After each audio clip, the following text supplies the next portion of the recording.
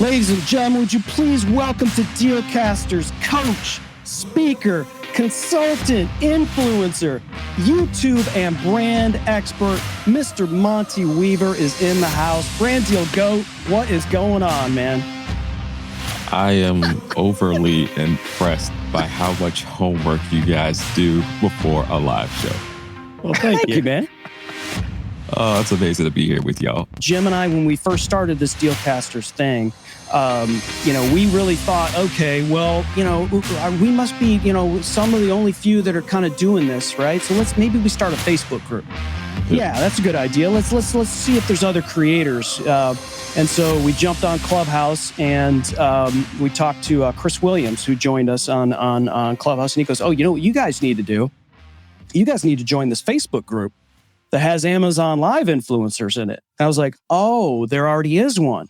Mm-hmm. And so, after about a week, Jim and I were like, I'm glad we didn't do it because you guys, and I've told this to Melody and shout out to Melody Johnson and Chris P. Giles as well.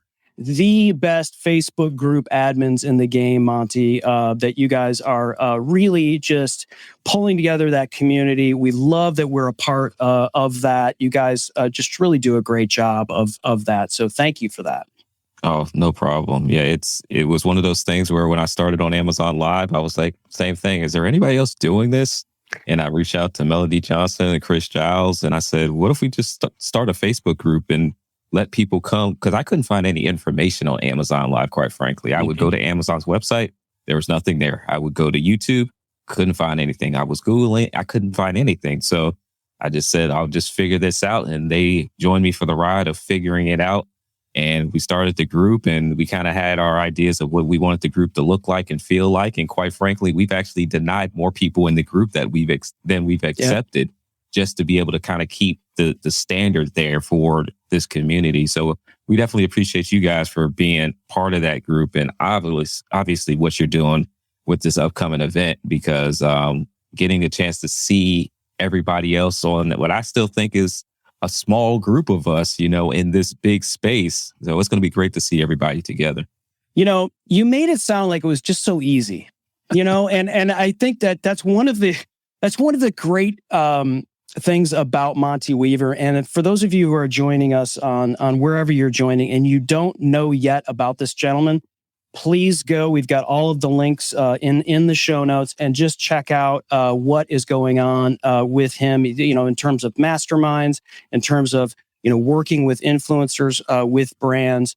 But you have this way about yourself that I think is attractive to a lot of people. It's no doubt in my mind, a ton about a lot of different things, including tech.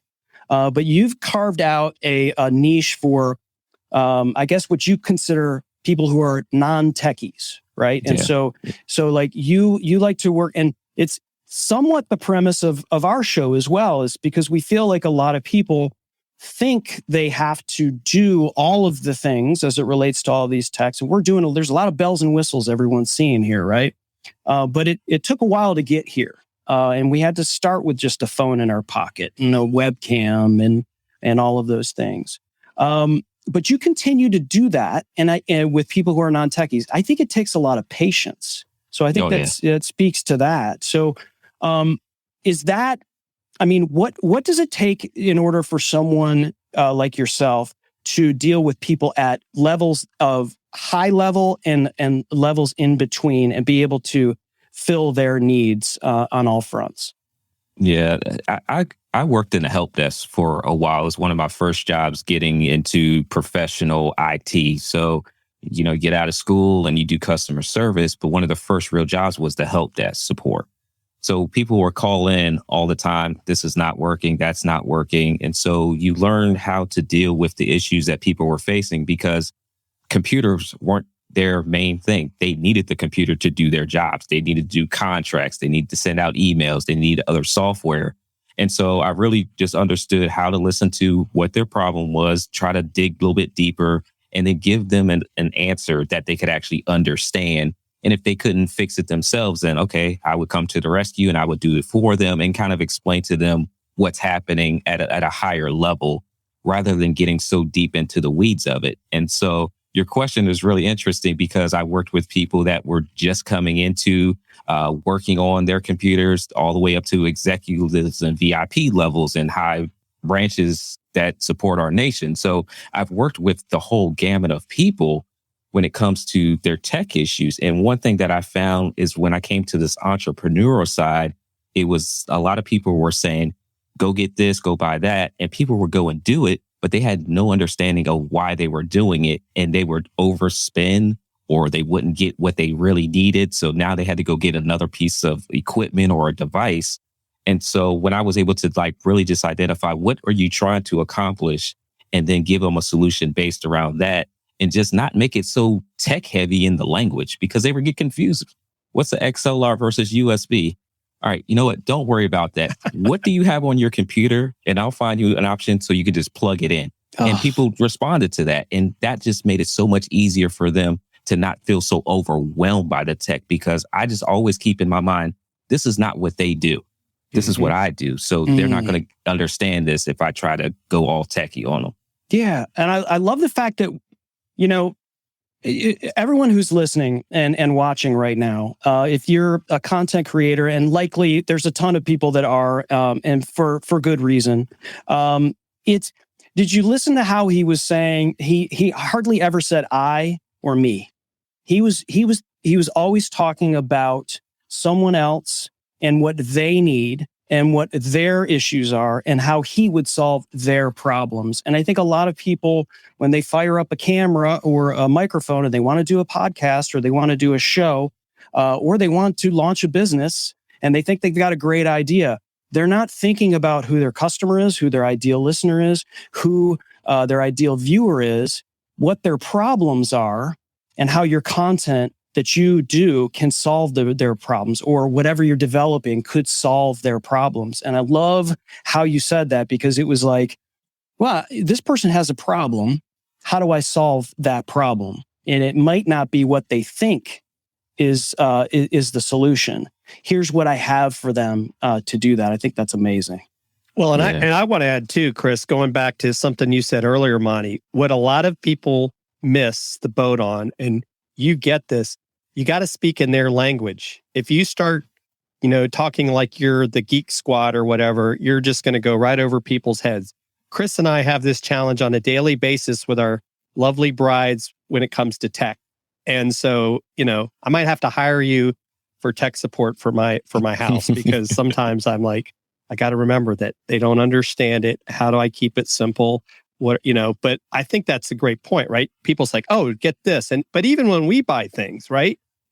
Or we're reviewing stuff that we're, talking about here on Amazon, it's like, oh, it didn't come with this cable I needed, or, oh, it doesn't have the batteries. And these are things people need to know up front because otherwise they get frustrated. And then they want to, they end up sending the stuff back. And then if you're the one that told them, they'll be like, well, why didn't you tell me that? Right.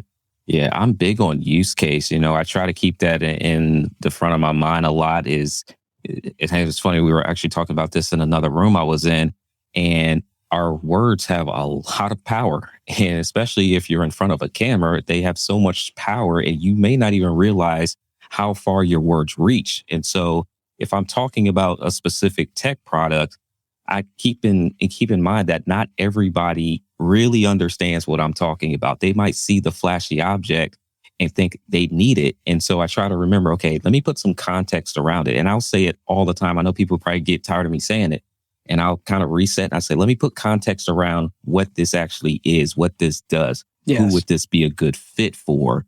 So that people know, okay, I'm not just trying to tell you to go and buy this because we're on Amazon Live and it benefits me, but I don't want you to have to go send it back. I don't like sending stuff back and then you have to drive out or go print out labels. Like, that's just an extra hassle. So if I can just be upfront with you, the reality is there's a whole bunch of options on the market. So if you don't like this one or this is not a good fit, there's probably something else that's available to you. And so I don't mind giving you the options that are out there for you.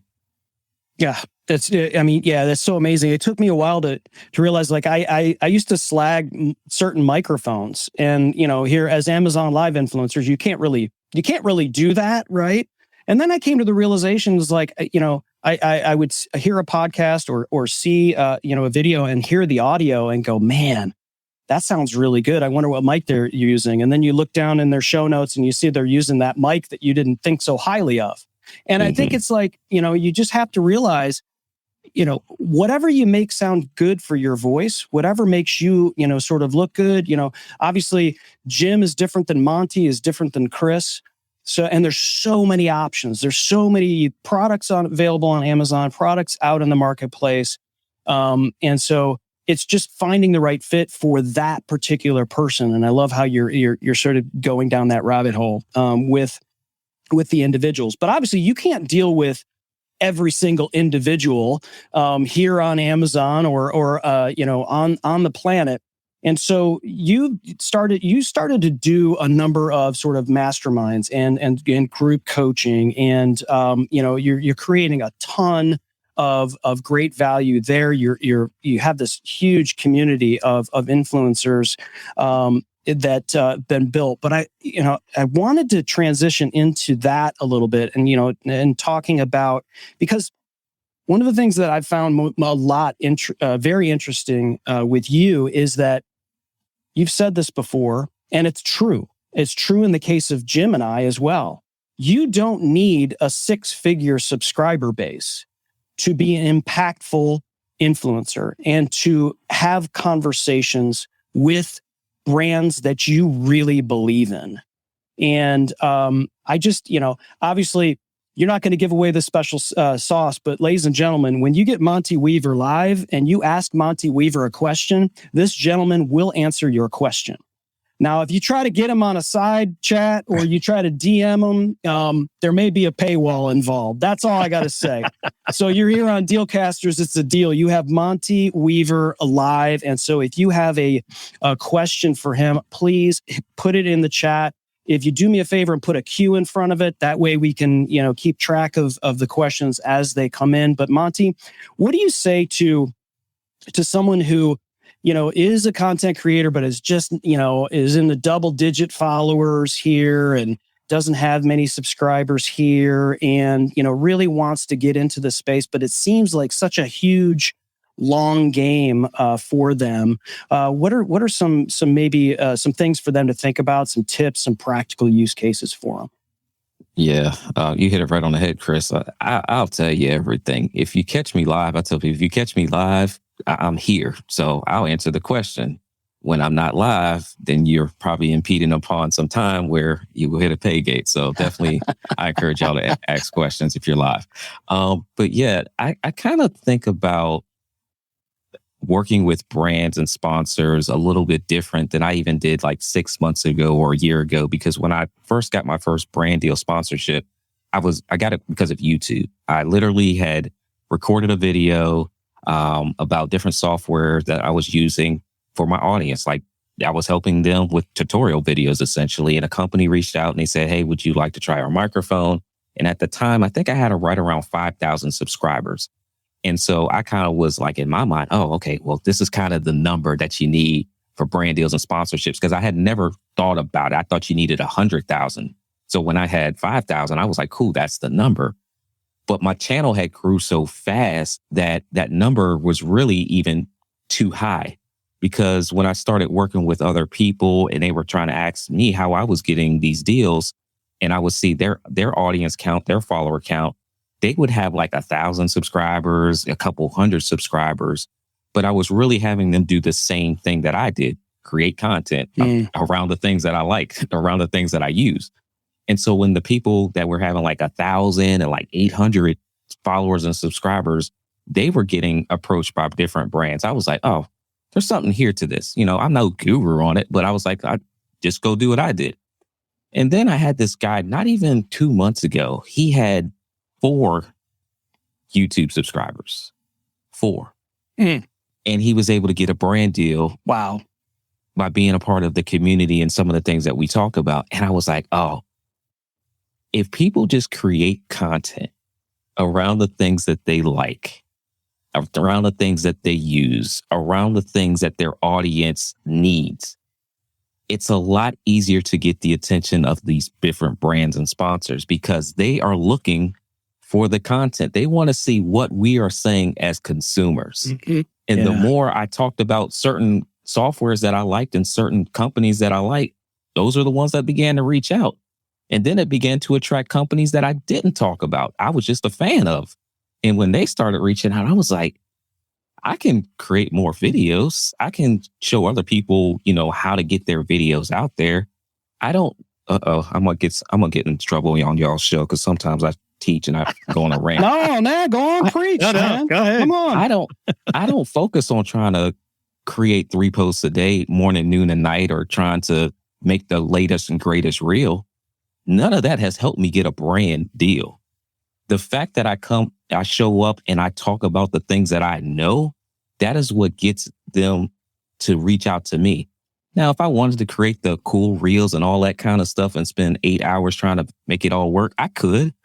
But I would much rather collaborate with the brands because they just see me. And if I can just show up on video or in a blog post or in a picture image and get their attention, they're so much more willing to work with what I like to do. And as a content creator, if you've ever fallen into a rut, you know that sometimes creating content is the last thing you want to do. But if I can just show up how I want to show up and not have to worry about being on 18 different platforms, then that just works so much easier for me. And I've had a ball working with all these different companies so far. That's amazing. And a lot of people are taking us up on asking you questions. So, it's like, oh, hey, we get Monte Weeper for free today. But there's a couple of really great questions that we want to highlight, and they're coming in on Amazon. So Lamont Wayne wants to know, is it worth it to work with a top-selling brand for just free products to show, or should we always be charging a fee? Great question. Yeah. I love y'all's question. Good thing y'all are asking it why it's free, because you might not like the answer, in my opinion. I think it really depends. It really depends, because there are top brands that I'm willing to work for free for because they're the top brand. And I have this thing that I call a digital resume. So if I'm working with a top brand on my digital resume, it makes me look super good to my audience, and it makes me look super attractive to opposing brands. Because they're like, oh, you're working with that company. My credibility has gone up just by doing a free YouTube video or a free IG post. My credibility has instant rise. Now, you will get to a point where you're like, hey, I'm bringing you a lot of sales. I'm bringing you a lot of attention. Hey, we going to have to talk about signing some checks now because there's some value that I'm bringing to your brand. So it really depends, I think, on where you're at and really what you're trying to accomplish as well. Yeah, and I think and speaking of Professor Nez, who we spoke about earlier, who's here joining us in the chat in the creator economy. This is really we're writing the script for yourself, right? And you can you're in control of that for sure. And I think a lot of, what would you say, Monte? Just as a follow up to that, there's a lot of content creators that look down on that and say, where if you're going to take products from a company and do something, take your time to create a video, to go live, to show it on Amazon, to do that waters down all of the influencers. So the entire, if we're going to create value for the entire creator economy, you shouldn't be doing all of this stuff for free. What's your take on that? I mean, I know you kind of said like, well, maybe you do start for free, gain that credibility, and then nothing is for free maybe, or it depends. Like how would somebody really kind of like navigate that? Because honestly, that comes about, people say, stop taking stuff for free, you're watering my influence down by doing that. Mm-hmm. Yeah. I love the question. Again, some people might not like my answer. This is just me. I'm taking it from my girl Roz. It's just me. I have to look out. I have to be a little selfish. So if I'm working with a brand and it's going to be really good and beneficial to me, then I could take that brand and do it for free.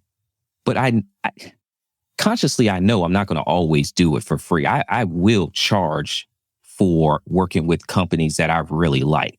Now, on Amazon, we have Amazon sellers, which is like a side category for me, which are just people that want to push product. But companies, that's who I really want to work with long term. I have companies that I really want to work with.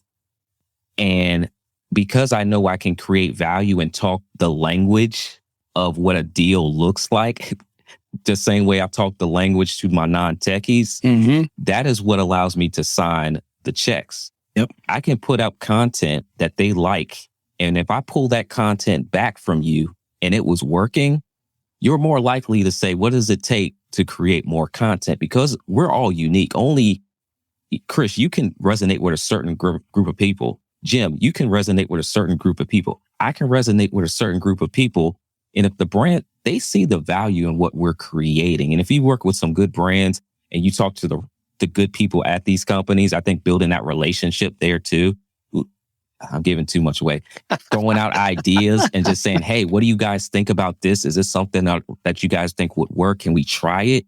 If you can see what these companies respond to and they're willing to do these different things, it's a lot easier to ask them for the money versus just saying, I charge X amount of dollars if you've never done anything in the past. Like if you don't have any social proof behind you, don't think you can just charge 5 and 6 figures. You have nothing to show. So you might have to do some things for free. So does it bring down everybody? But if you're good enough, it doesn't bring down my rates. I know that. But I also know too, Lonnie, on the flip side, because Chris came across this talking to someone that he knows, where people charge a lot and a company pays for it, and they don't get the results. So then that also looks bad on us as creators, right? So it works both ways. Yeah, it definitely looks bad on us as creators. But I keep in mind the fact that I have some things that I can show that what I've done. So yeah, brand, you might have not got the results from that creator, but I am super transparent with a lot of the brands I work with too. I'm like, hey, I don't think this video is going to hit. I don't think this is going to work. This is why I'm not willing to restructure my offer, because what you want me to do, I've tried already and it failed. So as much as I would love to work with you, I know it's not going to work. So especially if you haven't done it the way I like to do it, then I like to propose that to them. I'll even give them a discount just to show proof that this could work and let them know, hey, I'm not like the other person.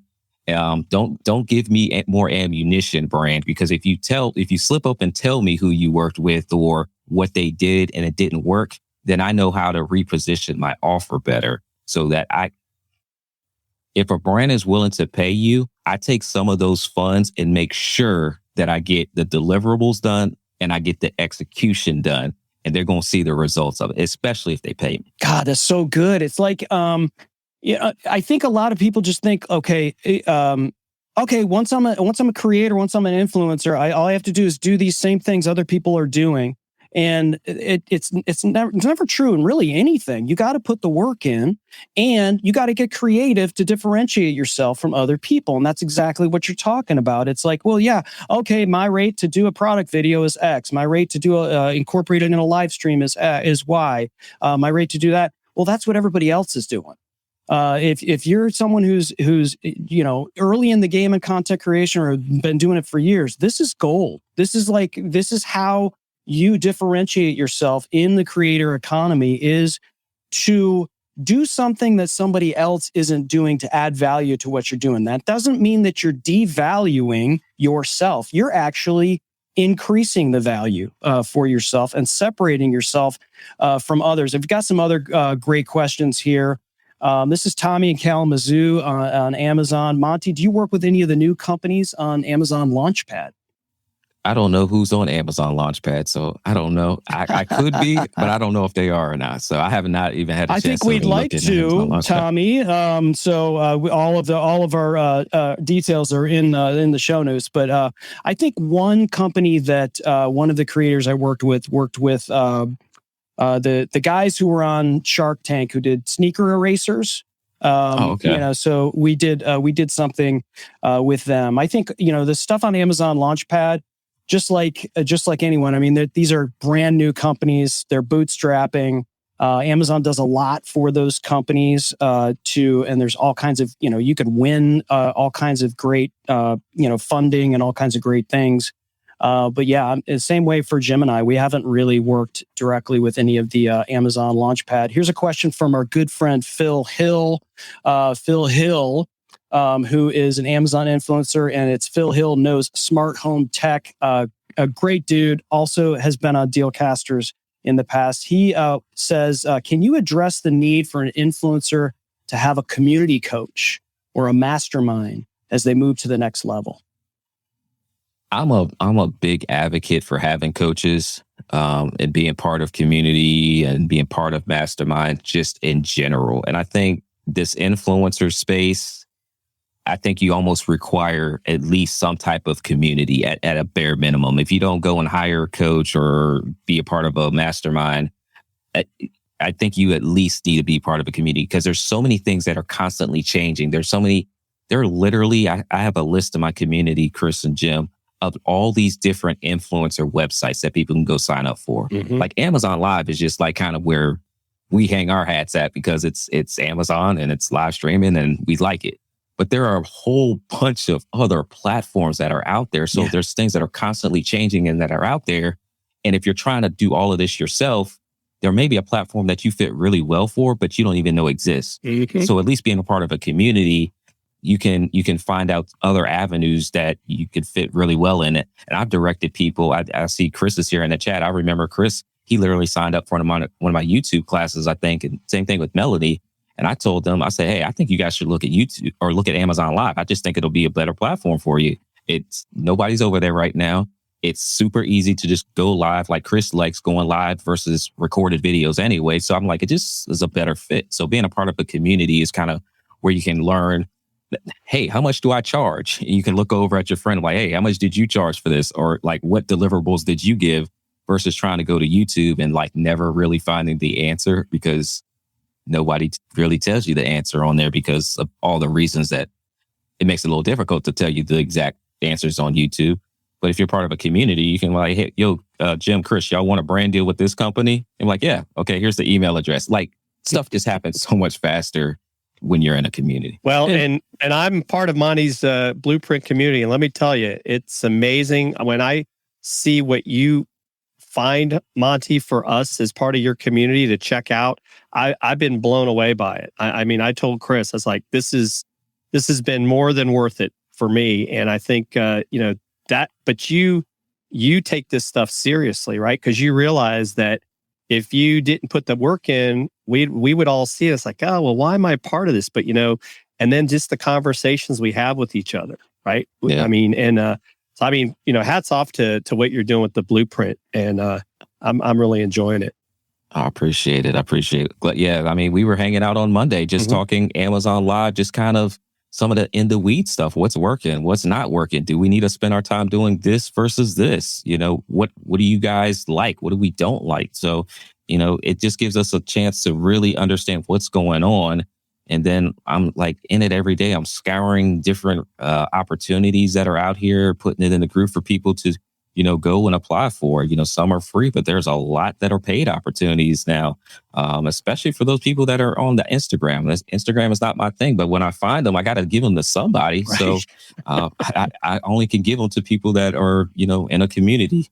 Yeah, it's like the rising tide lifts all ships, right? And I think it's tough to get past for some people the fact that another content creator they look at as their competition. And this is not at all what you're talking about. And I think for those that have been in it for a while, you realize, what? My voice is not for everyone. Jim's voice is not for everyone. Monte's voice is not for everyone. Monte specializes in certain things, and he can actually do something that's very specialized that I might not be able to do, and vice versa. And so to look at any platform and any content creator as your competition, please. I mean, seriously, especially on Amazon, there are gazillion products launched every minute. And all of this stuff just makes all of this better. And so, and when you get a thriving community with like what Monte has built for influencers, you're going to get better. And to what you said earlier, Monte, it's like the brands that Jim and I have spoken to that have already spoken to you, Without question and without us saying that we know you, they bring you up. Mm-hmm. And that's what I want. I want them to know me. I want them to work with Monte, not work with the tech guy or the guy that can sell a microphone or a monitor. I want them to know my name. So when I show up, they know that I can attract the same audience that they're looking for. And that's the part of this whole influencer thing that I'm tapping into, is like that personal brand. So when Chris shows up, oh, we know Chris. Yeah, because Chris has been here before. When Jim shows up, oh, we know Jim. Jim is just not this guy that's an influencer. No, that's Jim. I want Jim. And so I'm looking forward to like really connecting with people that come to the conference, especially on that Friday when we dive into Amazon Live, to really just share with them some of these different ways of looking at how you can really work with these brands and still be you. Like, y'all know you could sell community. Like, you could be a part of the brand's community and drive their community. Some of these products I've been in their Facebook groups and they're just dormant. They're just, nobody's answering questions. Everybody has a question, but nobody's really answering the question. But you can literally sell yourself as the influencer, being in the community, and get paid to answer the questions in an already established Facebook community. Like, that's just one of the things that I've done, is literally, okay, I'll answer the questions. I use it all day, every day. I'm going to answer the questions for my audience anyway. I'll get paid to go into your established group, continue to build my credibility by giving people the answers that I'm going to give them anyway. I'll be quiet now. We got Monte Weaver free for as long as he'll let us. I have no time in today. But Lamont's got a great question. What's the best way to approach a brand you'd like to work with? Is it emails on their website, social media better? So I focus on attracting brands. I have very, very, very seldom reached out to any brands that I've wanted to work with so far. I will in the future. All right, take notes on this. So when I do to attract a brand, is I make sure that I'm following them on their social media platforms, especially the ones that I use. I'll look for them to run advertisements or any type of post about their products or services. And I will literally go into, oh gosh, don't take my favorite brands, y'all. I'll go to the brands and I'll leave a comment. Hey, love your product. Can't wait to test this out. This looks amazing. I've literally said, I would love to share this on Amazon Live with my audience in the comments of the social media posts. Instagram, YouTube. Oh. I've gotten the equipment sent to me as a result. I had one company say, are you part of our, I think it was like influencer program. I forgot the term they used. And I said, yeah, I had applied for it a few months ago, but they never, went through the process until I responded on one of their Facebook posts. And they said, oh, we'll go ahead and expedite that. So it was those little things. So I sent no emails. Like, I don't say, like official emails. Hey, my name is Monte Weaver and I do all of this stuff. Hey, I like what you guys are doing over there and I would like to test your product. That's literally the email. Like, when people say, yeah, that's literally the email. It's so elementary school. That's the email. But I like to attract brands, to be honest with you. I show up on Amazon. I talk about things that I like. And if a brand sees me, they'll reach out. Same thing on YouTube. I talk about what I have already. It's the easiest thing for me to do is talk about what I already have, what I already know, make some videos on it, upload it. The thing is, I upload them for my community. I talk about it for my community. So I'm bringing that element where the brands see that I'm educating people on their product, not because I'm trying to educate people for the brand's sake, but I'm trying to educate my community. They're not techies. So for me, I got to make it simple for you. I got to tell you what each button kind of does so that you know how to actually use it. And I think the brands, for my style, they appreciate the fact that I can educate on those products as well. But yeah, I don't do a lot of email outreach. Yeah, well, I mean, it's almost like someone that gets all their business from referrals, right? You're like what you're showing. Like, if anybody wants to know, just Google my name, right? And you'll be able to see it. But I love what you said about the fact that you were already using some of the products. And I think a lot of people that are influencers and they're like, oh man, I'd really love to work with company X, Y, or Z. Well, go buy their product. If you really like that product, you likely already have something. So, so what better way is to have some sort of demonstration to the brand that you're already using that brand. We already were talking into Shure microphones when we were having a conversation with Shure, as an example. We already had, our Shure 215 ear monitors, and we've been using them for 3 years. And so when you start having a conversation, you're not like, well, I use this particular brand, but I'd love to use your mics. It's like, it's a different vibe. Plus, I love the education piece, but I think it kind of pulls back to what you said before. These brands see the community that you've built. Mm-hmm. Yeah. And I'd also add too, Chris, and this is what people, you need to listen to what Monte just said. This is the key. Monte is engaging with the brands he wants to work with, not every brand, because I know all three of us get approached all the time by these companies. Hey, come talk about our microphone. It's like, I've never heard of you. I don't know about you, and I'm not going to risk my reputation just to talk about everything. And I think it goes back to, just like in business, it's okay to say no to a potential client. That's why I pass along so many. I don't think people realize how many offers I will pass along to other people, especially if they're just getting started. Yeah. Because they have no credibility. So what I allow them to do, y'all use my words at the beginning: access, leverage, and execute. Those are my 3 words. I allow people to leverage my name. So I'll literally say, hey, I think this person will be a good fit. And I think, and I'll help them understand what that language looks like to communicate with the brand. But I literally say, hey, this person will be a good fit for you, because they know going into it, it's probably going to be that person's first brand. I'm letting them know, hey, this is something that they're trying. This is what they really want to do. Can we test this idea? And they're willing to do that, but they wouldn't do that if Monte wasn't involved. So I don't even mind leveraging. They sent me an email. They want to do a deal. That's really what the brands want. They want to sell this product. So if Monte is involved, this is how Monte chooses to be involved. Monte's going to say, this person will create the content and put it on their platforms. And so I just help facilitate that, because I want to see my people win. I want to see someone that never got a brand deal before get a brand deal. Even if I softball it to them, they got the deal. Now they can work on that relationship. Now they can cultivate something further. Maybe it's, hey, we'll live stream for a whole month on your different products. So it gives them that opportunity to see, oh, this is what a brand deal looks like. This is what the deliverables look like, because there's a lot that goes into it when you first start off. Like, oh, I didn't know I was supposed to post like 3 times. And I forgot I had that in my contract. So it allows them to kind of get their feet wet, and allows the brand to still feel comfortable, know that I'm right behind that person that they're going to actually sign the contract with. And it feels like you're specializing some of these things too for the brand. You become that sort of comfortable pair of shoes that they can go back to, right? And so if it's your first, brand deal with, a headphone company, maybe you didn't charge that much, and you probably gave them a little bit too much.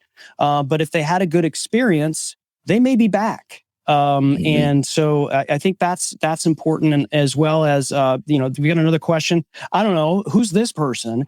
Shout out to Melody Johnson, best Facebook admin in the game. She wants to know, what simple equipment and sort of low price items can you recommend to new creators?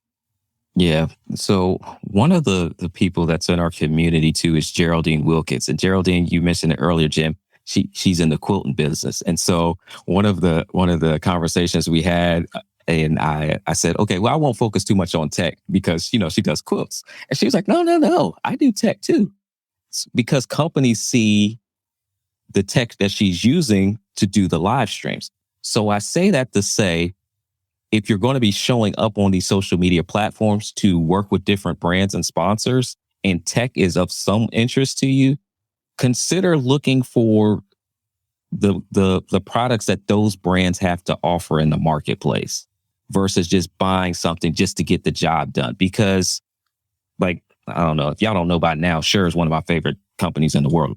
But like, the Shure branding could sit here all day, every day, or I could wear a lapel microphone with the branding, or I could have stuff behind. Well, y'all see all the short stuff behind me, so I'm just a super fan. But like, people will ask me, what do I use? And I can tell them about that BZB gear, or where did you get that on air button from? I can tell them about that because it's product placement as well. So the equipment, not only think about low cost equipment, but like, what is going to be a good piece of investment that you could potentially work with that brand as well. But there's just so many good things on the market right now. I've used so many different like microphones from companies from $40, and nobody could tell the difference to the $400 microphone that I'm using right now.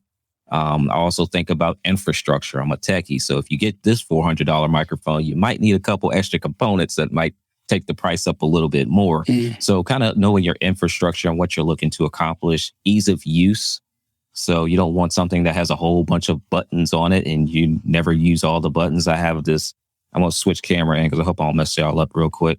But I got this big old switcher right here. There we go. And sometimes people want this. I'm like, you might not need this if you want to do, 2 camera angles, because it does break up the shot a little bit. You don't need this, but there are options that cost way less than that allow you to do multiple camera angles. Higher end cameras, they cost a little bit more, but the quality, I've literally gotten a brand that said, hey, the quality of your video is amazing.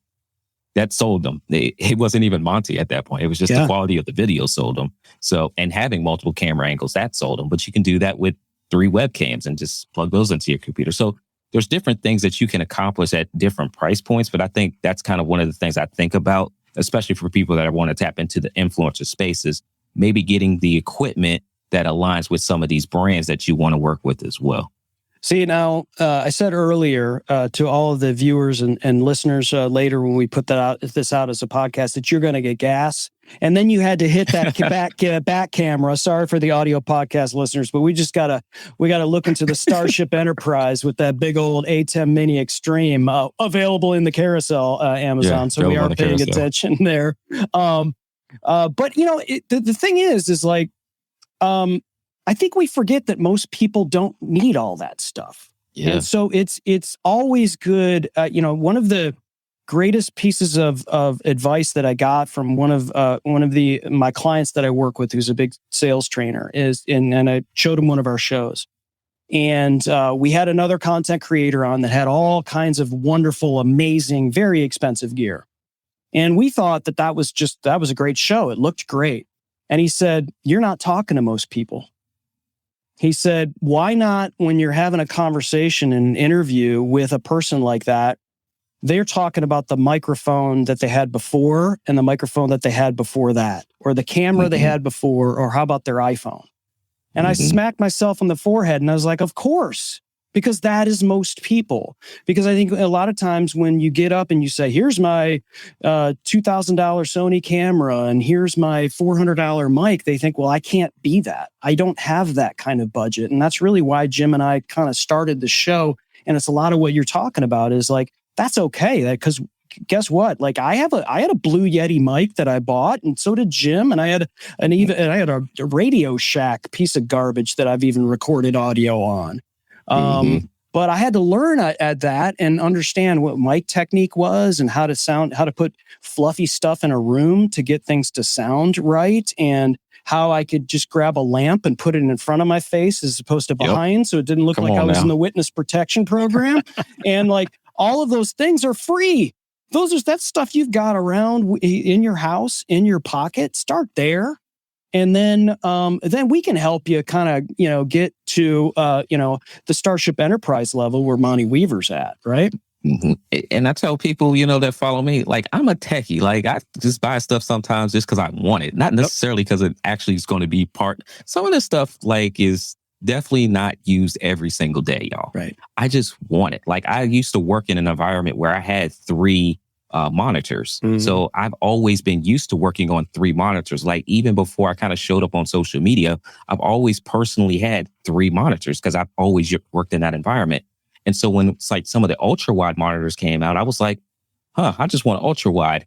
Not because I wanted the ultra wide, but because I'm so used to the real estate of the monitors that I was working on. And it just made sense to go from 3 down to 1. because I could still get the real estate and I'm already used to it. If I go and work on a 17-inch monitor, I probably like quit working because I can't do it. So I'm just used to the real estate. That's why I have the big old monitor. Oh man, this is amazing. The Amazon chat is going nuts. We appreciate you all joining us, and so is YouTube, all the tubes. We appreciate it. We're here with Monte Weaver of Blueprint Influencers. Monte, what's the site? If someone here is catching you for the first time, they've been under a rock and they don't know who Monte Weaver is. What's the best place? Your Amazon shop, and if they're interested in, whether it's Blueprint Influencers, or I know you're a speaker, and amongst other things, you've got in the creator economy, there's multiple revenue streams, and this gentleman has many of those. What's the best place for people to connect with you?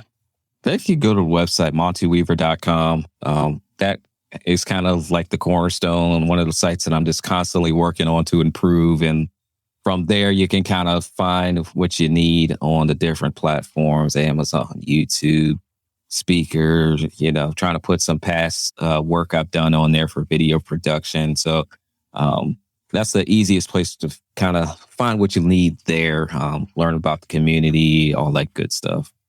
Awesome. Amazing stuff. Monte, thank you so much for joining us today. Take as much. Oh no, we can hang out if you want to keep giving us free time. I love hanging out with you guys. Yeah, likewise, man. I appreciate Absolutely. you guys for inviting me on. Yeah, and we're really looking forward to spending some time, hopefully breaking bread and really just sharpening the irons in Orlando at VidFest. This gentleman will be on the stage. We'll be joining just 17 other Amazon influencers on Friday at the Hilton in Orlando on May 27th. I think I can get that date right, but it's also part of PodFest, and so there's just hundreds of other great speakers and thousands of people to network with. So please join us at. And I know Chris B. Giles is ready because he's been here and he's been super active in the chat. Thanks for joining us, Russ, as well. Yeah, Russ, we were on your show last night. You look vaguely familiar as well. And thanks everyone for joining Dealcasters. And as always, don't fear the gear. Thanks for listening to Dealcasters. Congratulations, you've taken another step forward in your content creation journey. Please don't forget to hit the subscribe or follow button here in your favorite podcast player so you can be reminded every time we drop an episode. We love hearing from our listeners and viewers. And if you're wanting to watch our shows live on Amazon, feel free to follow Dealcasters Live as well at dealcasters.live. Follow us on Twitter or subscribe to our YouTube channel, where we also included added content that you cannot find anywhere else. If you have questions about this episode or have something you want us to review, you can also email us at dealcasters@dealcasters.live. Thanks again for listening, and you know the deal. Don't fear the gear.